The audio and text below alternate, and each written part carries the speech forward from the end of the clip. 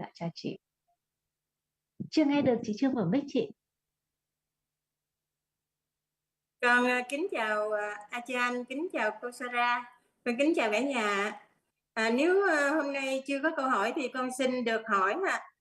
Dạ mời chị. Có một câu hỏi là xin Achan và cô Sarah có thể giảng thêm cho con về tâm từ. Vì con thấy tâm từ thì lấy đối tượng là chúng sanh. Như vậy thì làm sao mà khi tâm từ là đối tượng của chúng sanh thì không mang tính tà kiến với con thì khi con suy xét như thế này, con nghĩ là khi mà chưa tận diệt được tà kiến thì mọi hình thái khi mà mình tội nghiệp người này, thương người kia thường là tâm dính mắc với tà kiến chứ không phải là tâm từ. Xin Achan và ông bà John Sarah có thể giảng thêm cho chúng con ạ. Vâng, em sẽ dịch cho chị. So Miss Xuân Lan has a question about metta. She said that we have learned that metta has beings as objects, but how come? Because usually when beings are the objects, then the citta has deity in it. So in her consideration, as long as our deity has not been eradicated, actually we don't, when we say that we have empathy for other people, is actually attachment and not metta. She'd like you to add more comments so she can have better understanding. Thank you. I think there are many points to consider here.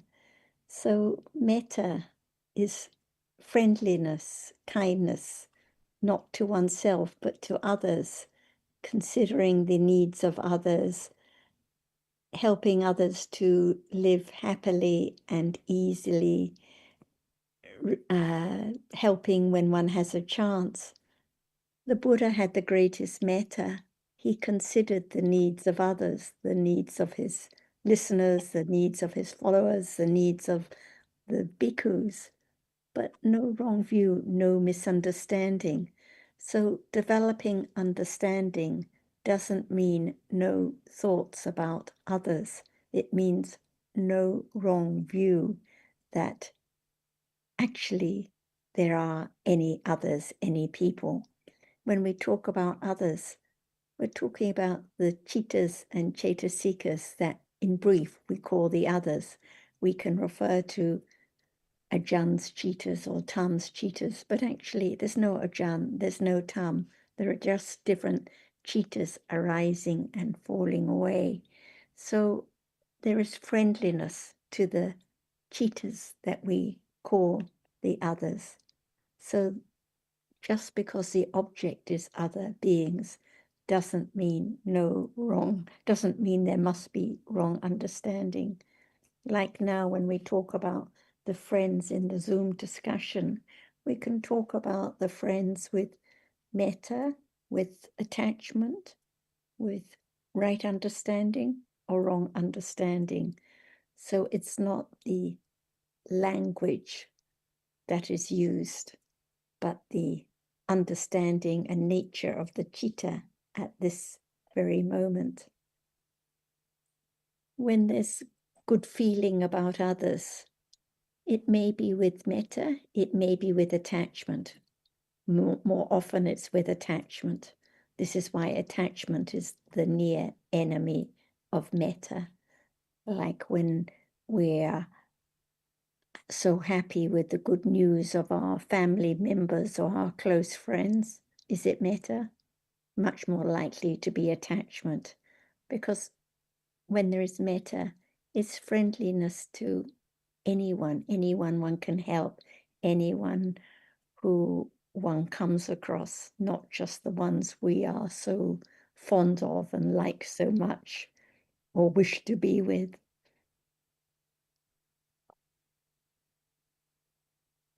And I'm sure Ajahn will be very glad to add more on this topic as well. Do you hate me? Do you? Excuse Dạ, me. Okay. Yeah, you hate me? dạ no Ajahn. Friendly? Are you your friend? I mean my friend. Are me your friend? Is anyone be your friend? Or you don't have any friend at all?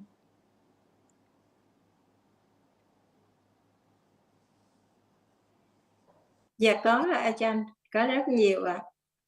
Just be kind. That is metta. Compassion. Ready to help. Do you wish me to live 100 years? Dạ yes Ajahn. What for? Dạ để Ajahn làm thiện pháp và chúng con được hưởng thụ cái thiện pháp từ Ajahn ạ. So that you can continue to do kusala, and we can benefit from your kusala. Is that metta?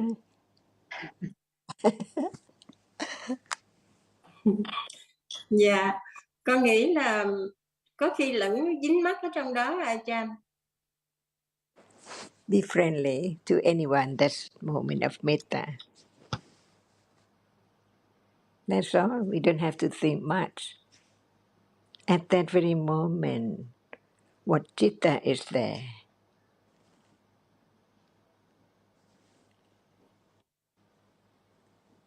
That's all. When we meet, see at that very moment, what is there?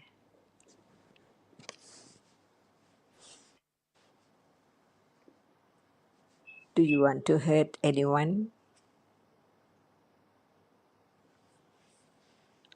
Dạ, no Ajahn. Do you wish everyone to be happy?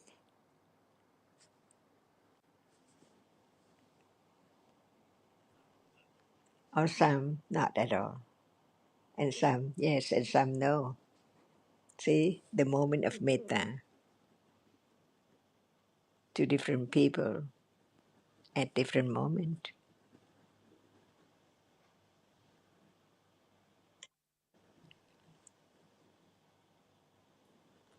Dạ vâng, đúng vậy Ajahn ạ. Yes Ajahn. Right? It's time to understand moment of metta. See, the citta at that moment is wholesome. No anger, no ill will.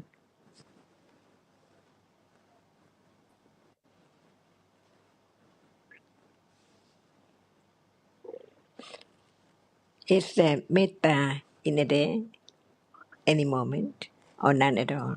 See, to understand metta is a moment in life, deeds and speech, kindly or unkindly.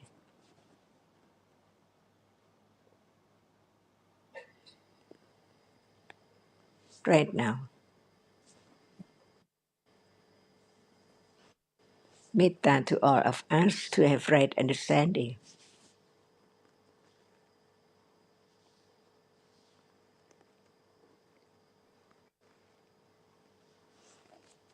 Is that metta?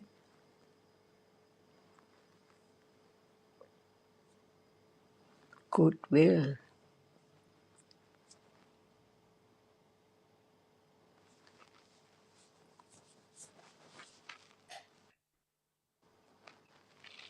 But in a day, who knows the moment when it's metta or when it is attachment? See, they are so close that they're enemy.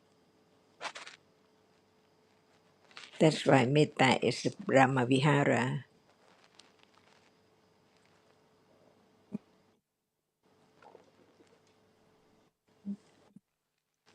be true to the moment of metta. That is real metta, not attachment.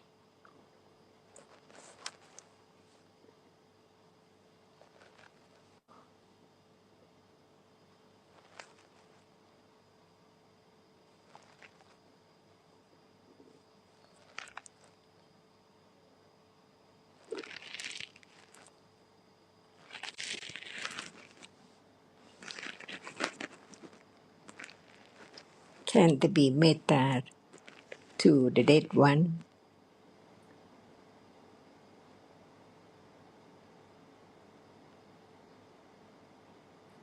Dạ, con nghĩ đó Clearly. là tâm sân Ajahn. Có thể là mình thương tiếc, mình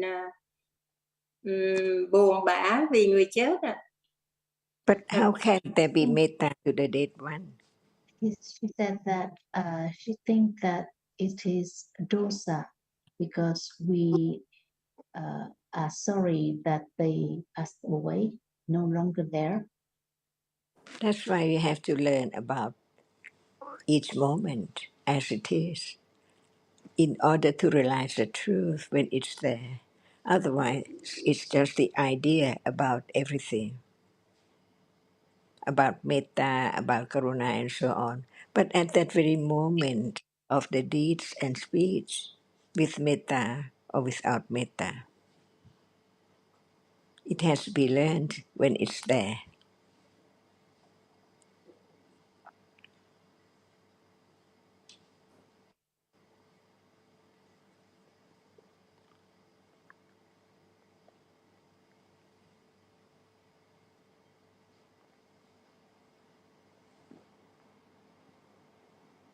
At moment of smiling to the newcomer, is that metta. See, daily life.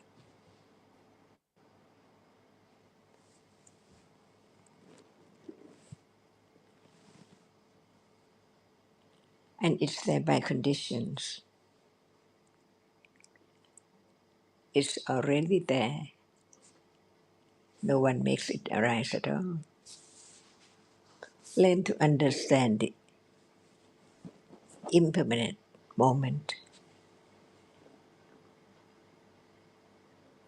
Changes all the time by conditions.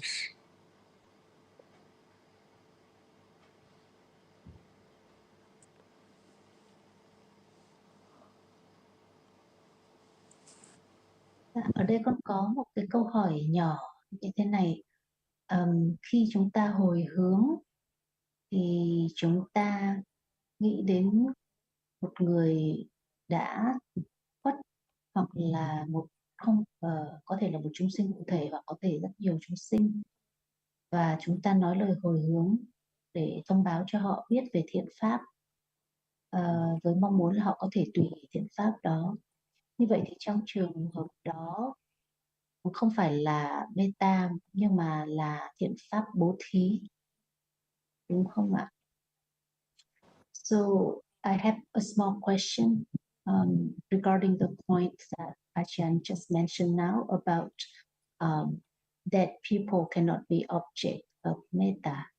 So when we think about, the passed away or beings in another realm, and we not share merits, but we let them know about kusala so that they can rejoice in our kusala.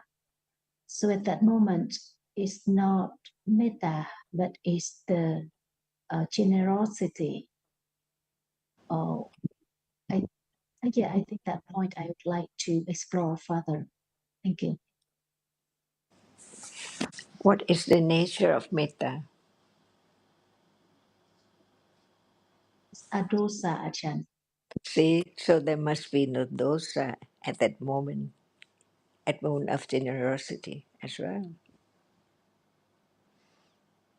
So it's the base of all kinds of kusala, adosa,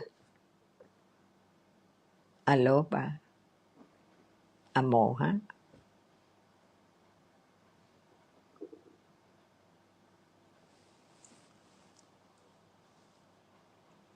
From now on, when you smile, it's time to understand what is that.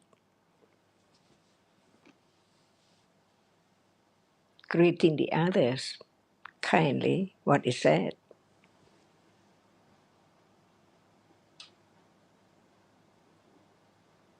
No one, only realities which are wholesome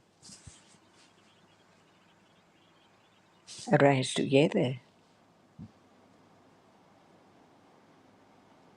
Condition a moment of wholesome words, speech, deeds, or will.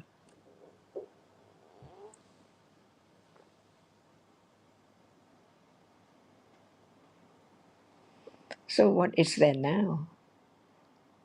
See, the most important thing is beginning to understand the reality.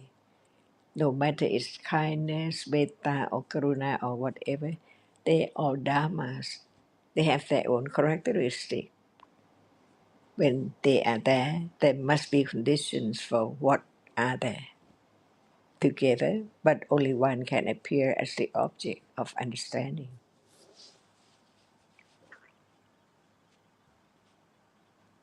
So we learn about the truth in order to know it when it's there in daily life. No matter what word, it's all about a reality, different realities, hidden moments all the time, not understanding it as it's not there anymore, just only when it's there so quickly and then gone. That's right, learn to understand each different reality, to let go the idea of something or I. Because in truth, it's not there anymore. As soon as it has arisen, it falls away instantly. No more.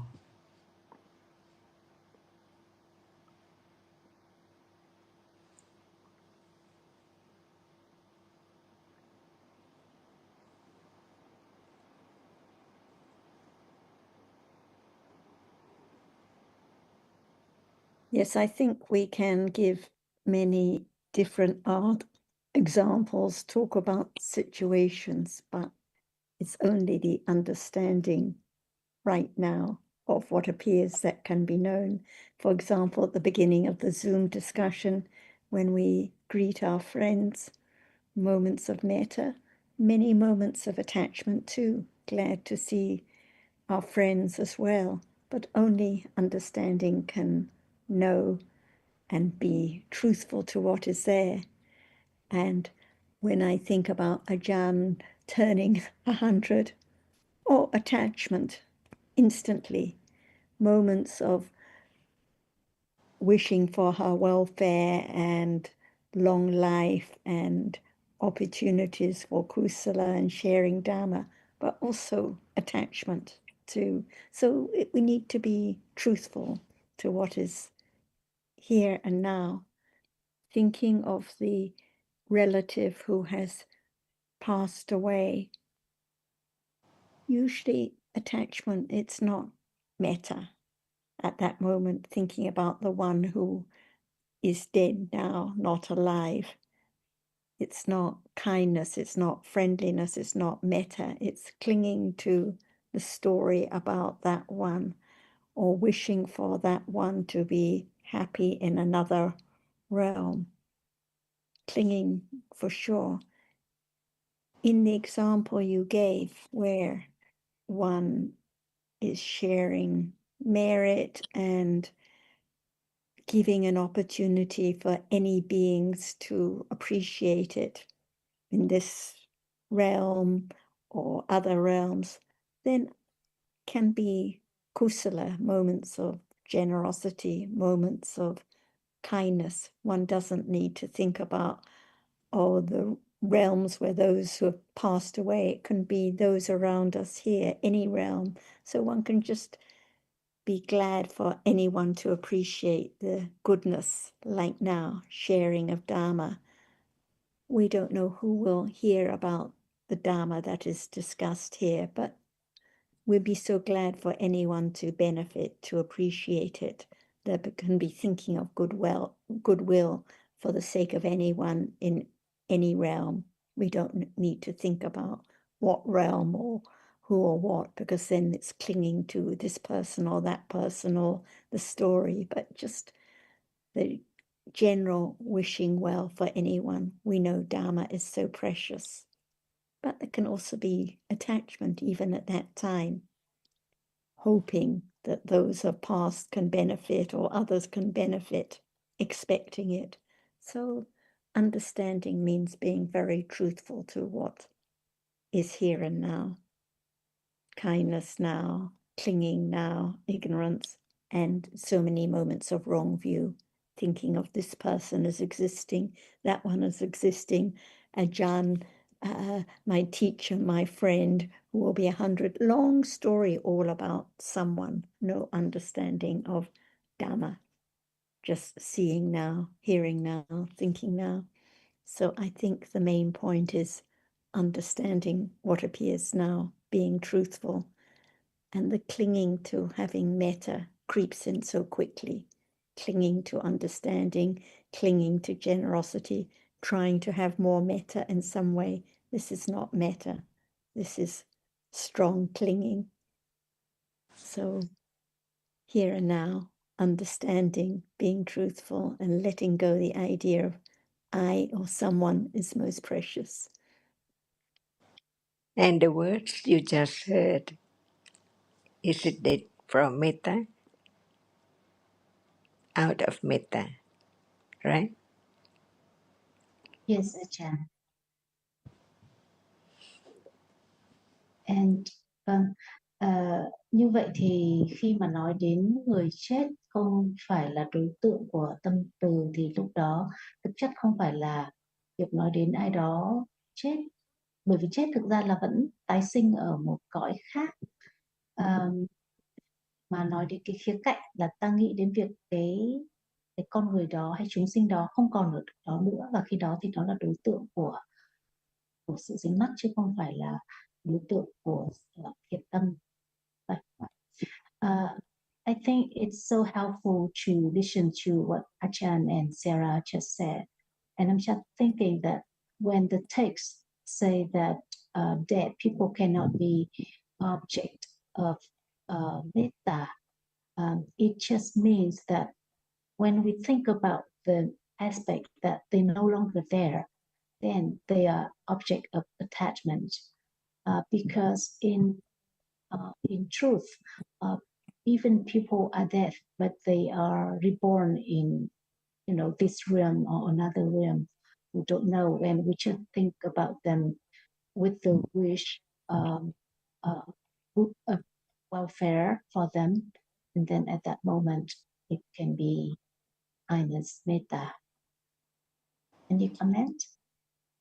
When we think they are not there, or when we think they are there in another realm, it's still someone clinging to the story of someone, not the appreciation of dharmas arising and falling away. Because actually the one we knew as one's family member never existed even in this lifetime and cannot exist in another lifetime, because just like now, only citas, cetasikas, and rupas arising and falling away. So when we consider the needs of our friends, there can be metta, but what is most precious is the understanding that there are just different dhammas. And the more understanding there is of the truth of Dhamma, citas, cetasikas, and rupas, the more metta there is to those around.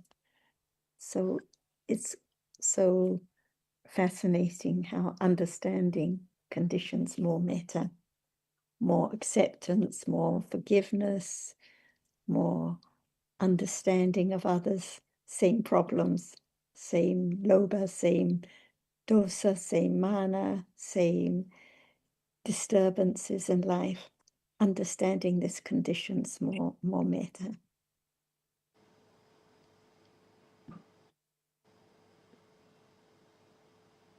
and we see how deep and subtle the Dhamma is.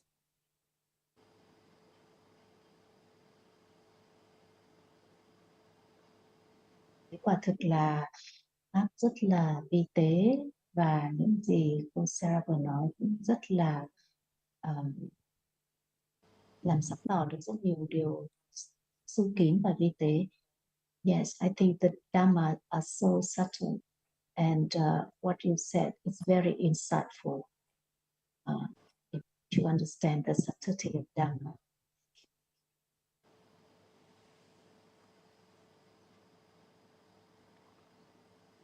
Like even when we think about those who are responsible for different wars at the moment, when we appreciate that just chittas and cetasikas, strong ignorance, strong dosa, strong akusala kamapata, which will bring its results, there can be more understanding, more metta, more compassion. Actually, it's not this person or that person, just different akusala dhammas. And when we know for ourselves how much trouble the clinging and ignorance causes in life, what about when it's such strong akusala, what trouble it causes in this life and lifetimes to come?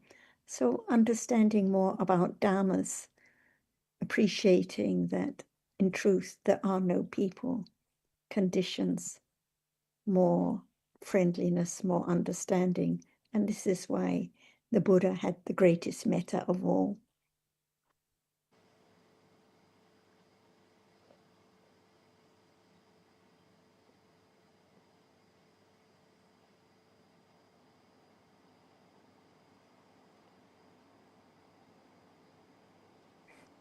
Thưa cô Sarah, con muốn hỏi thêm một câu hỏi nữa ha. Có một số vị thầy nói là tâm từ chỉ là tâm vô sân, tâm từ chỉ là vô sân, hay là vô sân là tâm từ. Nhưng mà qua cái suy xét của con thì con nghĩ cái định nghĩa đó nó không được chính xác. Tại vì khi mà nói đến từ thì phải có đối tượng là chúng sanh. Còn khi nói đến tâm sở vô sân thì có thể là đối tượng của rất nhiều thứ mà nó vẫn không có vô sân. Như vậy thì xin cô Sarah làm rõ cái định nghĩa mà tâm từ là vô sân, hay ngược lại vô sân là tâm từ. Điều đó cô Sarah có thể làm rõ thêm cho chúng con ạ. Nhờ em Tâm. Yes, I have another question. Some teachers say that actually metta is just adosa and vice versa. Adosa is metta. But I think that definition is not totally correct, because it's metta only when adosa has beings as object. Because sometimes the citta that has dosa in it doesn't have beings as objects. So I'd like to hear your explanation about the definition of metta. Yes, as you say, metta is adosa cetasika, but adosa cetasika arises with every kosala citta. It's a root. So we cannot say all kinds of adosa are metta, like at moments of kusala when the object is not another being, then it's a dosa, but it's not metta. So metta is more limited, but it's a kind of adosa cetasika when the object is other beings. Like now, thinking of the others, thinking of the welfare of those who are listening to the Dhamma, adosa. But when there are other kinds of other moments of kusala, adosa is there, but not metta. What about at moments of understanding of realities? Any adosa at that moment?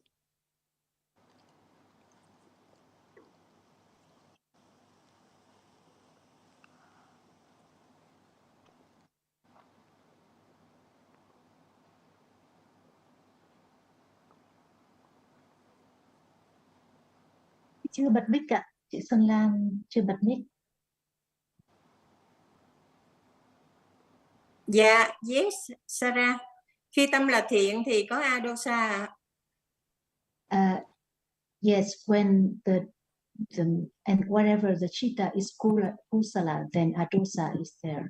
Yeah. So at the moment of understanding, seeing now, even intellectual understanding, no metta at that moment, because the object is the Dhamma, but adosa is there. So this is why metta isn't a separate cetasika, because it's a kind of adosa. But karuna, for example, is a separate cetasika. It's not a kind of adosa. So it is karuna cetasika. Yeah. Thank you, Sarah.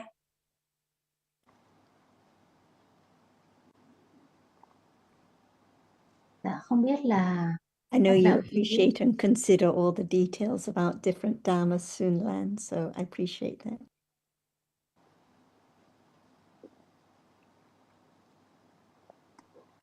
Yeah. Thank you, Sarah. Dạ, không biết là các đạo hữu trong pháp đàm có ai có câu hỏi liên quan đến chủ đề này hay là chủ đề nào khác không ạ? Chị Xuân Lan còn tiếp không ạ? Mọi người có muốn tiếp tục câu hỏi này không ạ? Nếu không thì con xin hỏi về Bandara. Khi con đọc một bài của một đạo hữu trích một cái đoạn của Achan trong cái quyển Pháp Chân Đế, thì có nói là Achan có nói là tâm chỉ trong sáng khi mà không có kinh nghiệm một đối tượng nào qua 6 căn. Do đó khi mà ngủ thì con người ta thánh thiện, vì lúc đó tâm rất là trong sáng. Và khi mà có kinh nghiệm đối tượng qua 6 căn thì lúc đó là tâm bị cuốn hút vào các cái thiện hoặc bất thiện, thì lúc đó không còn trong sáng nữa. Thì con câu hỏi về Pandara này con đã từng hỏi trong pháp đàm mấy năm về trước, con cũng đã có hiểu một phần.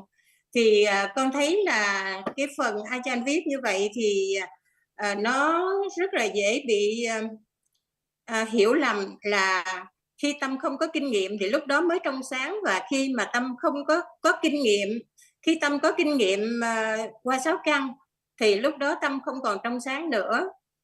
Thì con thấy cái điều đó Ajahn có thể giảng rõ thêm để cho chúng con hiểu thêm ạ. Tại vì qua cái hiểu của con từ trước đó, khi mà Ajahn giảng đó, thì con biết là dù cho tâm có là bất thiện hay là tâm là thiện thì bản chất của tâm là luôn trong sáng, luôn là có tính là Bandara. Bây giờ nếu mà nói về cuốn sách thì em nghĩ là mình phải đem cuốn sách để mình tra cứu mới nói được chắc chắn được. Em nghĩ là tốt nhất chị có thể chỉ hỏi câu hỏi là giải thích về tâm là Pandara là thế nào, và khi tâm kinh nghiệm các đối tượng qua 6 căn thì có là Pandara không, đúng không ạ? Đúng đó em, đúng, có thể thay đổi như vậy giùm chị đi em. Dạ, vì khi mình đã nói đến sách như thế nào là mình phải có sách ở trong tay nó mới chính xác được. Okay, so Ms. Xuân Lan would like to ask another question about the chitta being Pandara. So is the chitta Pandara whether it experiences object through the 6 doorways or not, or only when it doesn't experience object through the 6 doorways? Any chitta at all is Pandara. Any chitta is pure and experiences its object clearly. So no matter whether it's Bhavanka chitta or chitta experiencing an object through a sense door or mind door, every chitta is Pandara. This is why we talk about chitta, always the chief in experiencing, and how it is affected by akusala cetasikas. It itself is Pandara, it's pure, it's clear, but it is conditioned by the cetasikas that arise with it. But I'm sure Jan will be glad to discuss the topic more.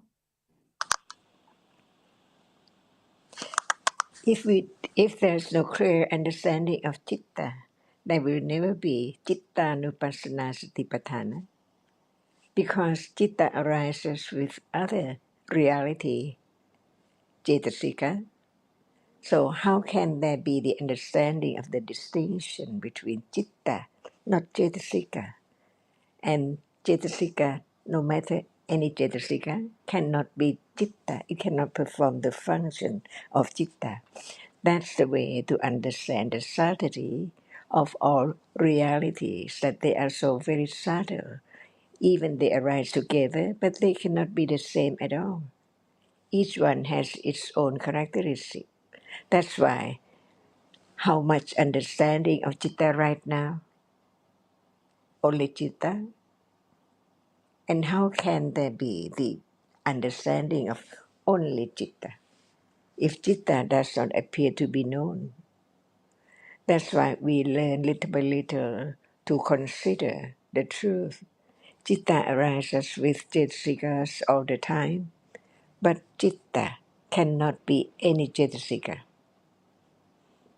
And without citta, there would be nothing at all, no world, because no reality which experiences anything at all. That's why just develop the understanding to be clear comprehension of what is there, little by little. When we talk about seeing, and we say citta sees, but the characteristic of citta does not appear because the reality which is experienced is there, showing up to be seen and to be taken by nimittas, to be something all the time. That's why life is so short.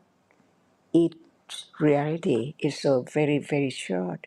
So how can there be letting go of something that is seen and experienced from moment to moment? It has to be very clear comprehension of the characteristic of each different realities, the citta and the cetasika.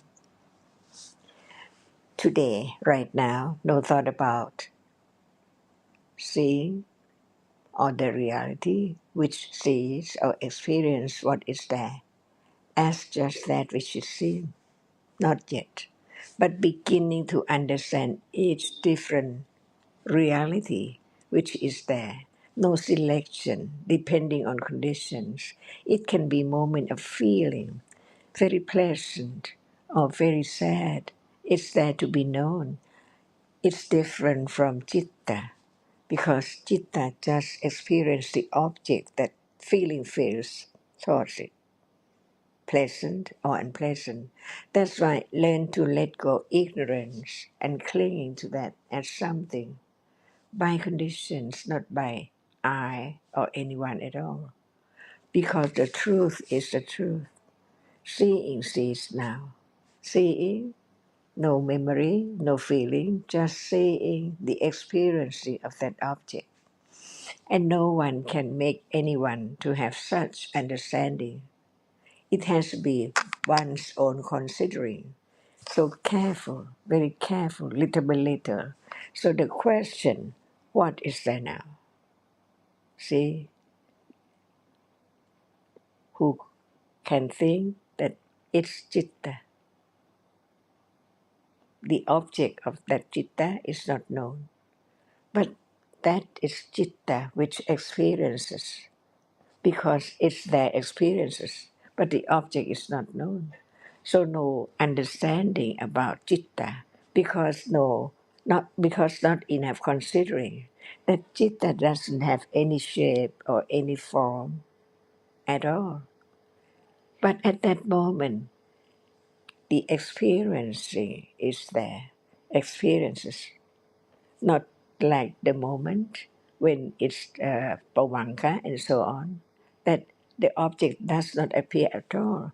But now what is there? It means something there. That's why Dhamma is so very subtle. Each citta is different, like the bhavanka and the seeing. See, at moment of seeing, that is that which is seen. But the moment of attending to that which sees is not attending to the object which is seen.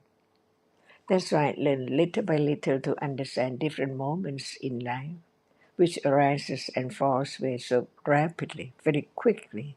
But it can be gradually known about the difference between the rupa and the nama, the reality which experiences the object, and the reality which does not experience anything at all. They are there each moment, but not known as they are one by one. That's why learn to understand what is there. See, not the moment of bhavanka when nothing is there at all, but what is there. The reality which experiences the object is there, but the object does not appear. Otherwise, we think about the object, not about the reality which experiences the object. Is that right? See, so what about bhavanka? Different from what is there? Because nothing appears at all. But what is there is something there. But what is it? The reality which experiences the object, not the object which is experienced.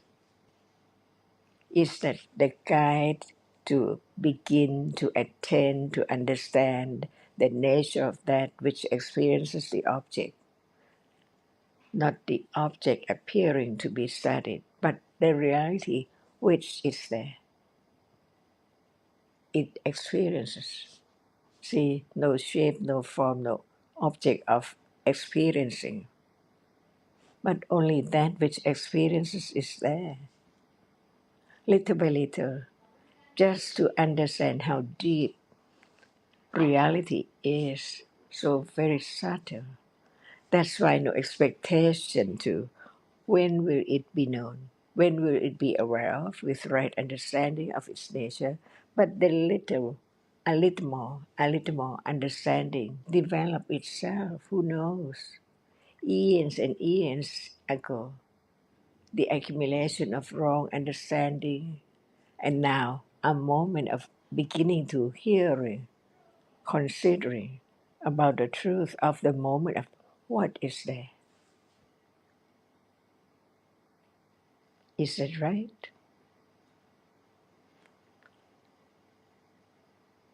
What is there is not like the moment when one is so deep sleep, nothing at all. But now, what is there? A reality experiences the object, but the object is not known. So this is moment of right understanding developing by itself, little by little, until unexpectedly it begins to attend to seeing or any moment of experiencing the object. Hearing, thinking, liking, disliking, attachment, aversion, and so on, there must be the reality which is the chief of experiencing that moment, which is not hatred or attachment or feeling or memory. Is this just a guide to begin to attend to the characteristic of that which experiences the object? Little by little unknown. All are anatta. So when time comes, the moment of ready to experience citta with understanding directly, it's there. Nothing else can be that very moment as something at all. Only one reality in darkness, right? When it appears. But now, when there is light and we talk about the experiencing, the object which is seen is there too.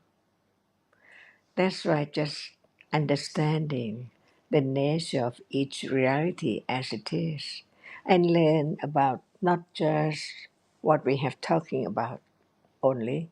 When we talk about goodness, a moment of good deeds or good speech, what is there? We have heard about the word sati, see, but at moment of being kind, there must be sati as well, to be kind at that very moment. Usually there is attachment, but it's different from moment of being kind, right? Attached to that which is there as something, attached to the very pleasant appearance all day, in the day, no matter seeing, hearing, smelling, tasting, touching. Is that the moment of kindness? It's not moment of being kind at all. But at moment of seeing someone, see, the kindness is there. Be friendly to no matter who, stranger or anyone on the street, in the car and so on. All Dhamma so very subtle. That's why we learn to understand from the very beginning. No self, no permanent reality at all. What is there is conditioned just to arise and then falls away instantly. From life to life, from word to word, on and on and on. It develops at moment of understanding only. And understanding is so very short, very vague, not clear yet, because it has been hidden for how long, and on each day. That's why the moment of understanding the subtlety of Dhammas right now, that is the way, the path, the fourth Arya Satya of the four Arya Satyas. So very subtle. So it's only moment of understanding, no matter how much, but it develops on and on to condition moment of wholesomeness, parami, not to have akusala chance or opportunity to arise as usual, as more as usual. Little by little, it develops. That's why some would say, my life changed at, because of understanding the truth. And unexpectedly, not just trying to be kind, trying to be good at any time at all. That is not any understanding of the truth, but letting all conditioned to condition that very reality, no matter what level. It's just a reality.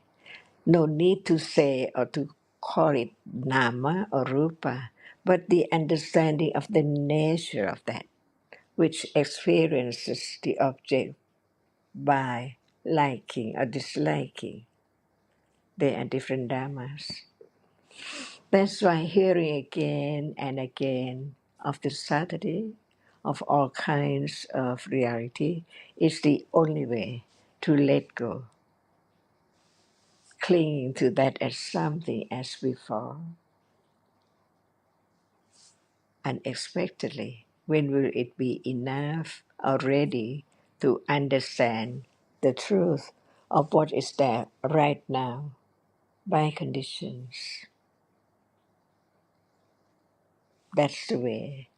The first round of Arya Satya, to understand a little more of the truth when it's discussed or thought about carefully. Otherwise, it's all forgotten instantly by conditions.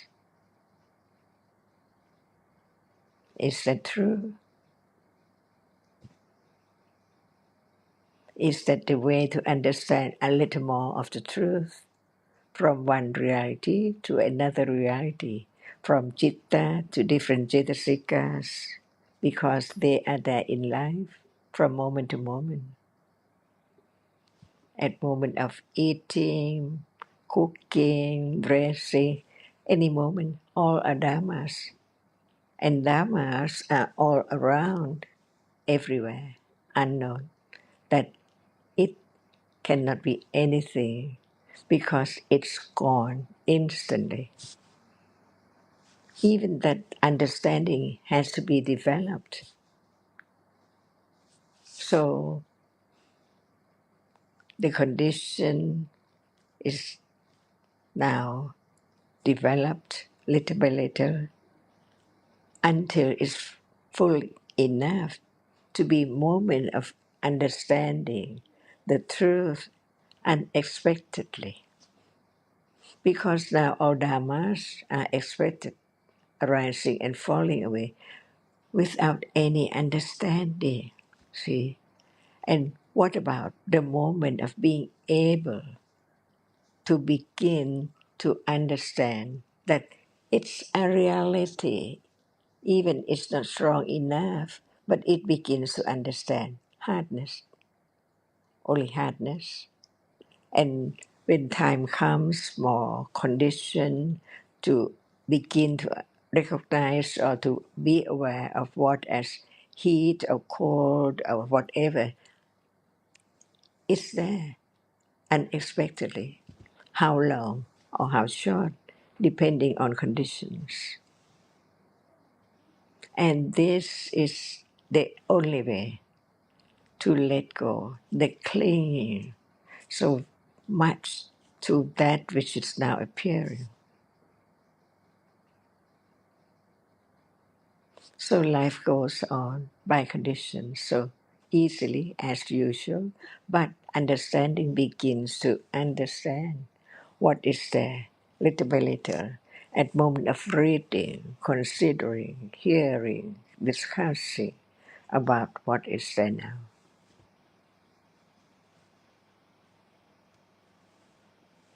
Is this the only way? Tam, you've put a quote in the notes about how the citta is pure only at the moment it doesn't experience an object through the doors. Can you hear me okay? Mm-hmm. I'm having a microphone problem. Yes.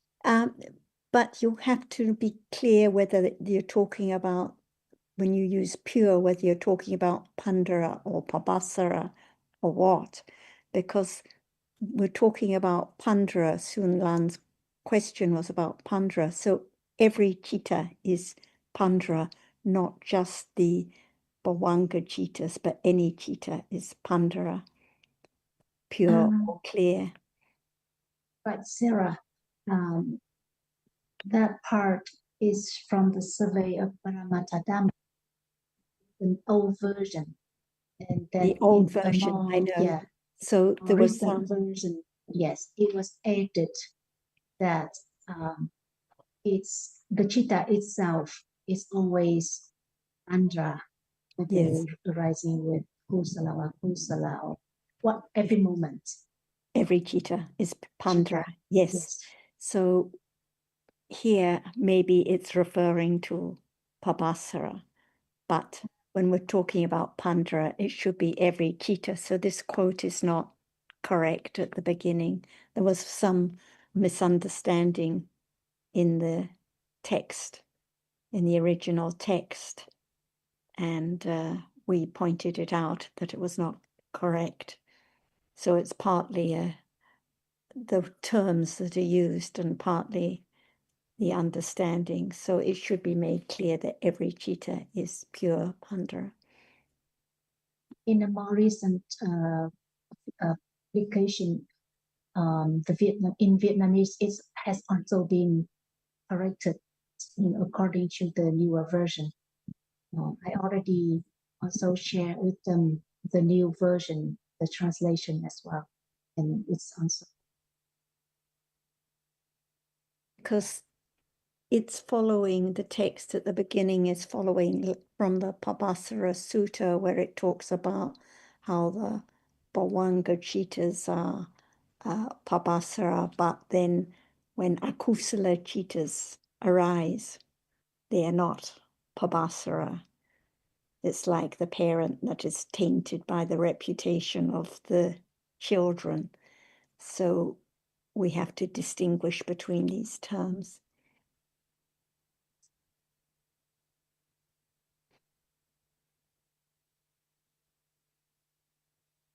Sara. Papasara là được dịch là trong sáng, vô cùng trong sáng.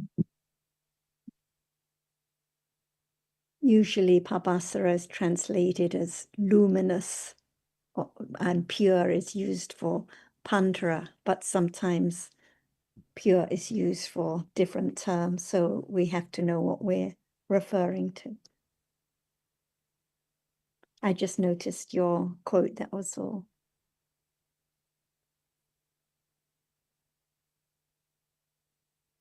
Sáng lấp lánh, một cái là sáng lấp lánh, một cái thì là trong sáng.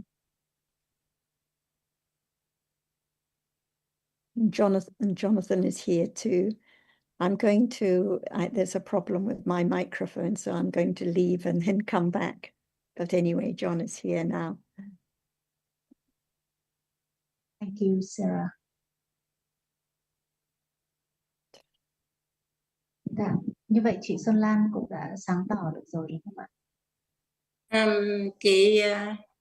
Chị thấy là qua cái phần giải thích của Achan với lại cô Sarah và em mới vừa trao đổi, chị thấy rõ hơn rất là nhiều. Và chị cũng hiểu cái điều đó như vậy, và cũng thắc mắc ở cái chỗ là nói là tâm chỉ trong sáng khi mà không có kinh nghiệm gì hết, tức là lúc đó là tâm hộ kiếp, thì do nó không có kinh nghiệm cái thế giới này, do đó lúc đó tâm là trong sáng và chỉ có tâm đó mới là trong sáng, nên chị hiểu như vậy. Và chị hiểu như vậy thì đó là một cái chị nghĩ như vậy là diễn tả chưa hết được cái sự trong sáng của tâm. Do đó mà chị đưa ra đặt câu hỏi. Nhưng mà chị có thêm một cái câu hỏi nữa là qua cái phần trích dẫn của em ở trong Thanh Tịnh Đạo, và cũng như cô Sarah có nói đó là khi mà tâm đi với lại những tâm sở bất thiện thì, hay là tâm sở thiện, thì lúc đó tâm bị ô nhiễm. Như vậy thì gọi là tính chất trong sáng của tâm, mà nói là tâm bị ô nhiễm thì điều đó nghe nó có vẻ như là nó không có hợp lý. Cô Sarah có thể giải thích thêm chỗ này hay không? Bởi vì khi mà nói là ô nhiễm có nghĩa là nó không còn trong sáng nữa chứ. Như vậy thì đấy là nói đến cái đặc tính khác chị, lúc đấy là nói đến cái sáng lấp lánh, bởi vì ở đây có hai thuật ngữ, một cái là Pandara và cái là Papasara, hai thuật ngữ khác nhau. Thì khi mà nói đến cái Papasara thì chỉ nói đến cái khía cạnh của tâm thiện. Đây để em đọc lại cái phần đó.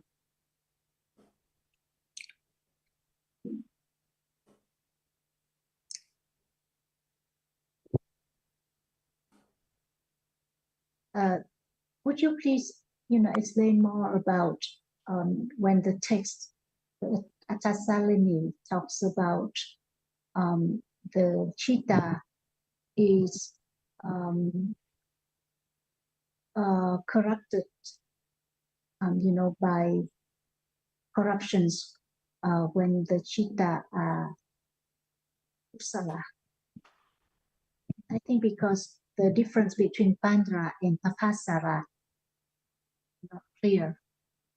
So, like in the Atasalini, it gives the example of the Ganges, the river, and at the source, it's pure. And actually, the Ganges is pure, but different debris, different tributaries bring in various bits of rubbish, various defilements are added into it. But the cheetah itself is Andhra, but it's tainted, it's affected by all the rubbish, all the akusala. So the cheetah is always clear, but Papasara refers to when no akusala arises. So even kusala chittas are pabasara. The bhavanga chittas are pabasara. The akusala chittas are pabasara, not affected at all. But we cannot say every chitta is pabasara like we say every chitta is pandara. And it's quite an important term because this sutta, this very short Pabasara Sutta, is taken by many later groups of Buddhists to refer to how the Buddha taught about how every citta is truly pure or wholesome, if only we can find it. So it's misunderstood a lot as showing some good or wholesome core to be found all the time. But of course, each citta arises and passes away, and we cannot say that. So understanding the term pandara is quite important. It's the chief in experiencing the object itself. It's not akusala, but it is conditioned when akusala cetasikas arise. So the citta with lobha is different from the citta with understanding because it's conditioned by them, but the citta itself is pure. That's why Ajahn said it's very important to understand the distinction between citta and cetasikas. And I'm sure she'll be glad to add more on these topics too.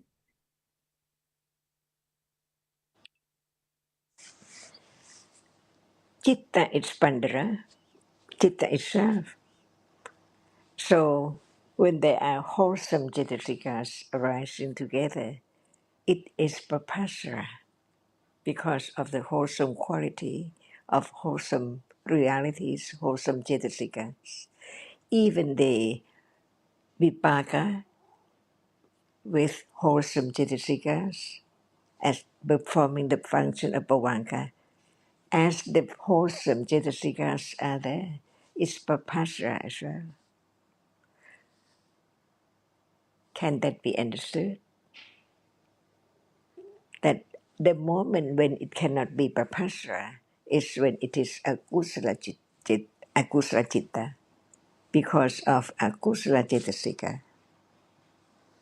As much as we can understand, because at moment of bhavanka, who knows? See, at night, long moments, many moments of bhavanka, we call it sleep, deep sleep. And even short moment of experiences the object, it depends on cetasika arising with it to be papasara or akusala. So any akusala cetasika cannot condition citta to be papasara, but nothing can change the characteristic of citta, which is the chief of experiencing the object clearly. Only its characteristic, its nature, its function, it just experiences the object clearly. Pandara, because we don't talk about any other reality which arises with it.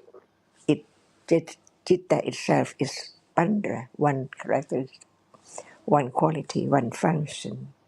And when the wholesome cetasikas arises together, it conditions citta to be papasara. But the citta itself is pandara, but it is papasara when wholesome cetasikas arising with it. As much as we can know the difference between papasara and pandara. Is that right?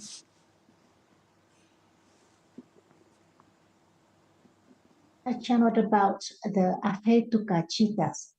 That's it. That's what I guess. That's what I think. There must be question about it. But thinking about when it is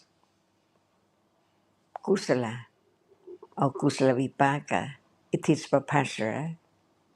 But when it is ahetuka, citta is pandara. But is ahetuka citta pandara?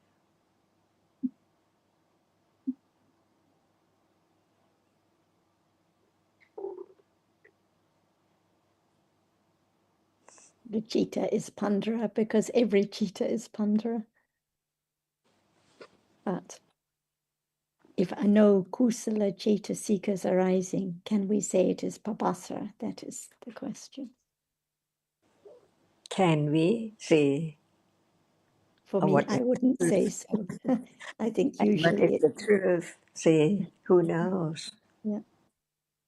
So if you'd like to understand more, read it more, search it more. But what And is the use? and another way that pabasara is sometimes used is when referring to nibbana. It's sometimes used in connection with nibbana.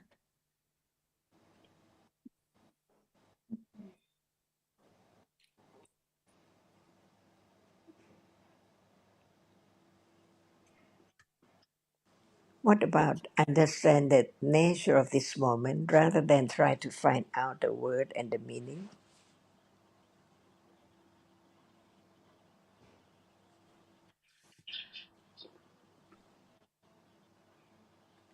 Does the word help to understand this moment? Or doubt is there? So at the moment of doubt, the chitta is still pandara. Yeah, but not papasara. So, so would you please talk more about chitta at this moment so that there can be more understanding? Citta cannot perform any function of cetasika. See, nothing can make it not pandara because we talk just about citta itself, citta alone. To understand citta right now, that is different from any other Dhamma, cetasikas and rupa. Citta nupassana satipatthana, as long as there is doubt about citta, at that moment it's not the development of understanding.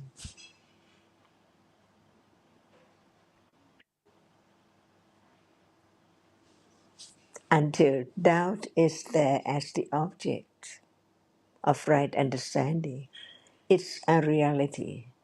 No matter what in a day, it's not the time to find out about vitaka or manasikara or vichara or chivitindriya, but just understand what is there as real. It's a reality. It's conditioned. It's different from moment to moment. It's gone, not lasting at all. So, can it be something or someone from birth to death? On and on, endlessly, by conditions.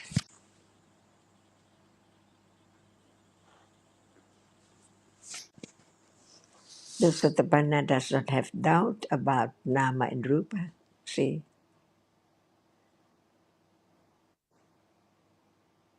not the word that what is Nama and what is Rupa, but the nature of Nama and the nature of Rupa. It does mean that that person has to understand everything, every word in Tipitaka, but understand the truth of what is there. No word when it's there, appearing. But without the understanding from hearing and considering, how can there be moment of understanding what is there which appears right now as it is? So understand what is there right now and being aware with direct understanding is different. Just talk about it. Cannot condition just realizing the truth until the understanding is so firm about the nature, what is there appearing, as is not something or someone. It is hard, that's all. It's sound, it's thinking, it's liking. Everything in life is there as moment of reality is arising by conditions and gone. And that has to be realized. Otherwise, it cannot eliminate the clinging to it as something and someone until it's absolutely, ultimately eradicated, never to arise again. Thinking and thinking a lot. That's why all Aryan, those who have realized the truth, came together, discussed together, asking and answering about the question of this and that. Even how can the forest Kosalavana be pleasant? What make it? See, it seems like very common, but it's the subject of those who have realized the truth.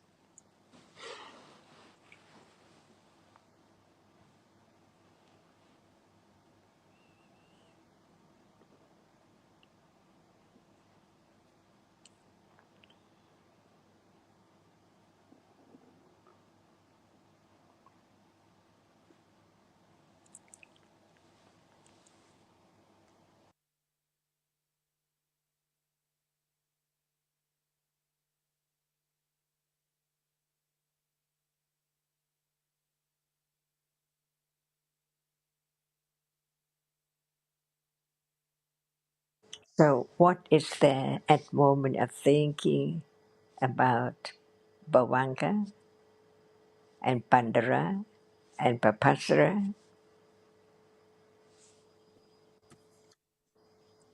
Be a lot of things, Ajahn, can be yes, attachment, wanting to know, and can be doubt as well.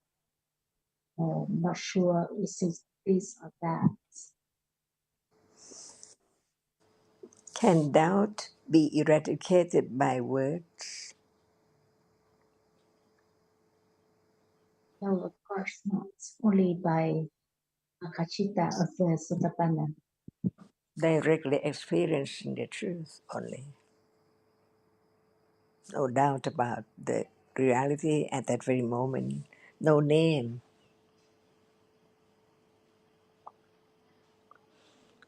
Do we have to say now, seeing is Adhamma, it's Anama, it's Citta,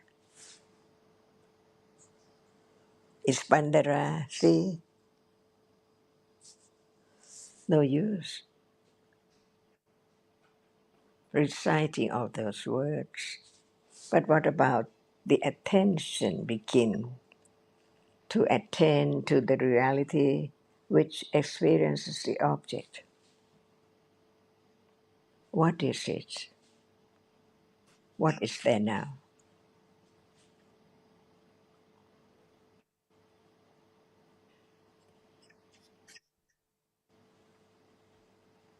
Dạ có tâm mà chitta Ajahn. See, no matter it's called Citta, Pandara, Papasara,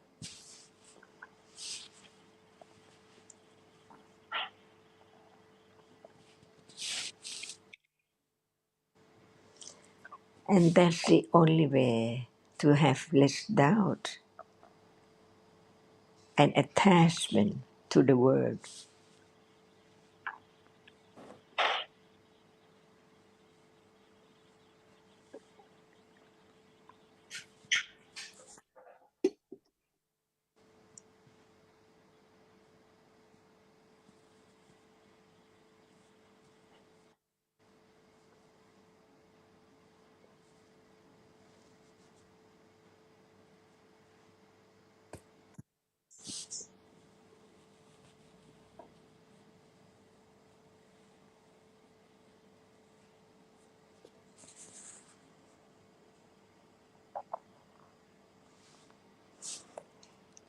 What about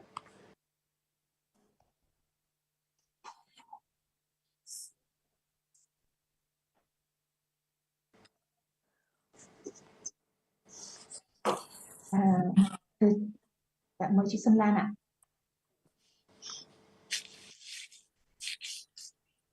Chị đã nghe hồi nãy giờ Achan và cô Sarah giảng thì chị cũng có hiểu hơn được rõ hơn nhiều rồi Tâm. Và chị không còn câu hỏi nữa. Xuân Lan said that she has gained more understanding through the explanations of Achan and Sarah, so she has no further question on this point.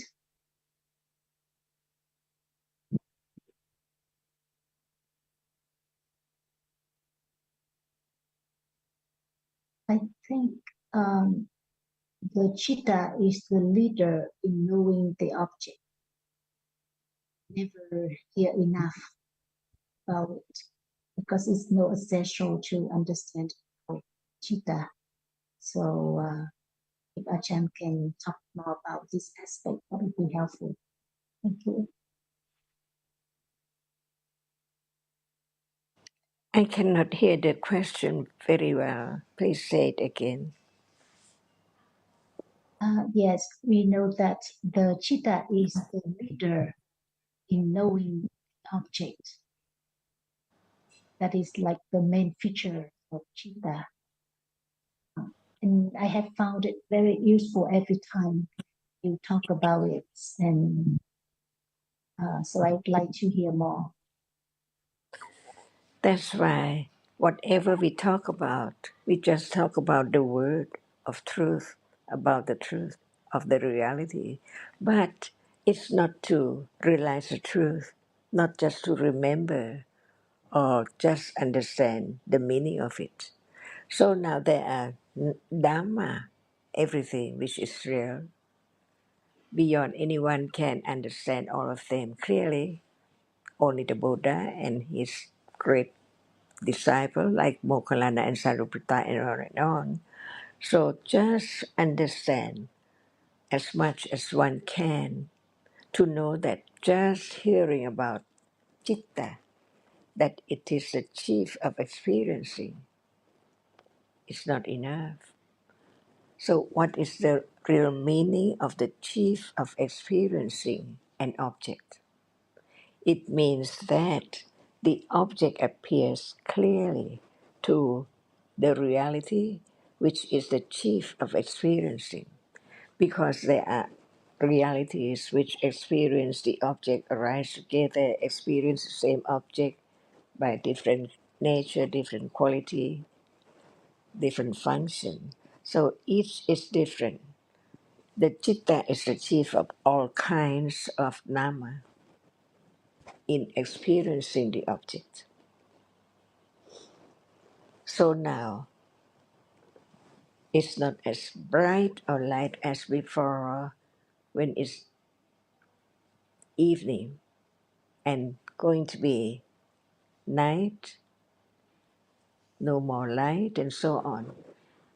Citta experiences each moment as it is without any word. Otherwise, how can there be? We turn off just one light, one by one, little by little, until all light up.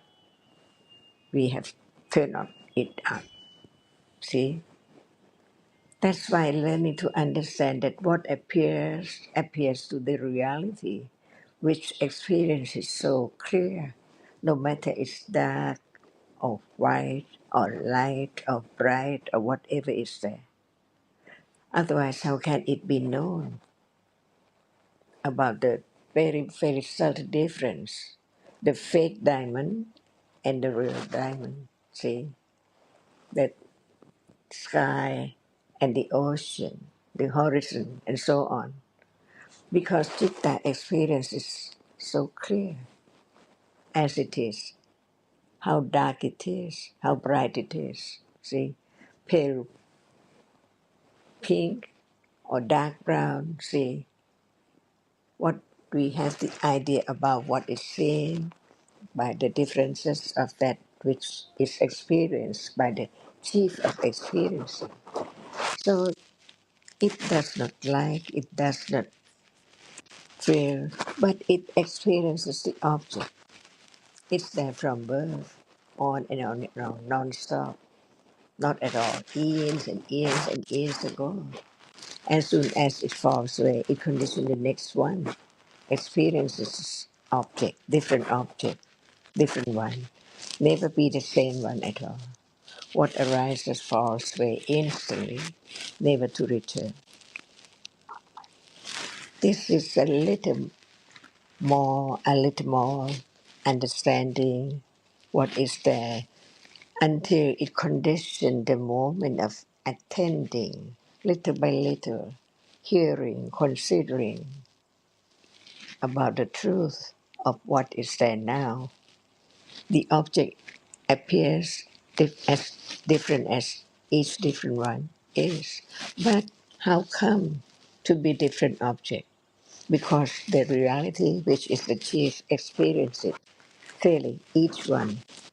So at that moment, the understanding of the truth that they are all different. Because Citta experiences the differences of each reality. See, if you don't talk about it, it's there arising and falling away all the time, experiences, different doorways, seeing, hearing, and so on. I know that because there is a reality, the Nama, no shape, no form at all. But it's that which experience the object when it arises as the chief of experiencing the object. Just keep on talking about it, to be conditioned, to attain to the truth, the nature of Citta, little by little, until time comes. Nama Rupa Parichetadana. How come? Little by little. Understand the difference between the Nama and the Rupa. See, when the Nama fails, it's not that which is the chief of experiences the object. But when nothing is there, it's that which is the chief of experiencing.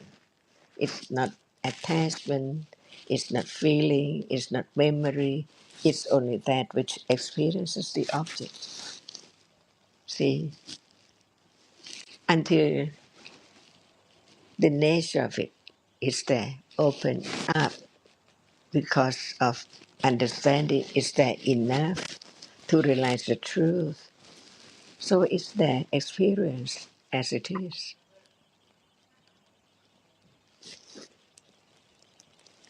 See, even we are talking about it, but when it's not strong enough, keen enough, sharp enough to really understand what is there as it is, the Nama Rupa Parichetayana. Until then,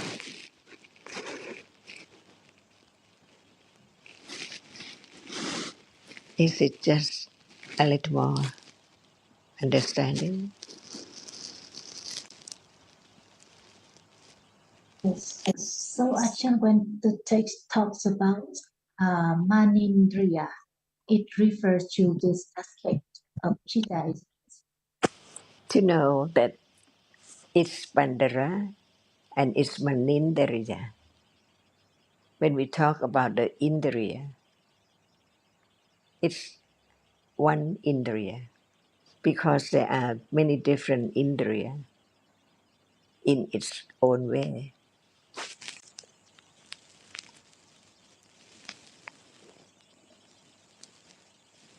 Citta is Manindriya, is the chief of experiencing the object. Upekindriya, the feeling which is Upeka, is Indriya. All are there, cannot be Dukkha or Sukha because of Upekindriya is there.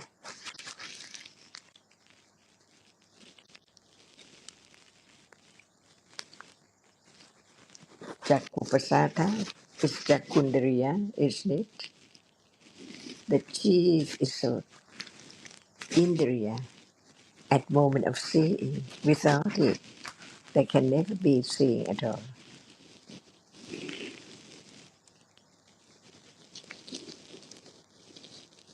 And this is why when we read about all the synonyms of citta, in the Vibhanga, for example, it has mano and manindriya and hadaya and pandara, so indicating that at every moment, whenever chitta arises, it's always manindriya, it's always mano, it's always hadaya, it's always pandara, no exceptions. But it doesn't have pabasara, because we cannot say every chitta is pabasara.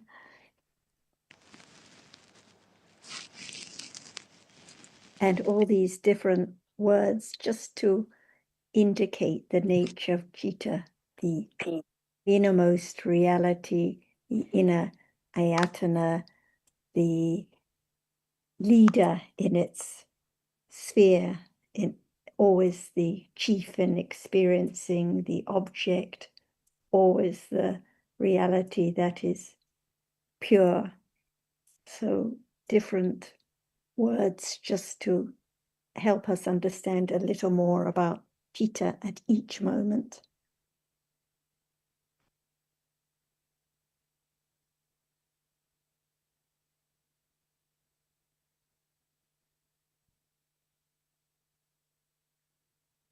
And like Ajahn mentioned, without understanding chitta, there cannot be understanding of chittanupassana. So the chitta with lobha is one thing, but the chitta, when referring to the chitta with lobha, the chitta is the reality, the innermost, the chief, the pure one, different even when it arises with lobha.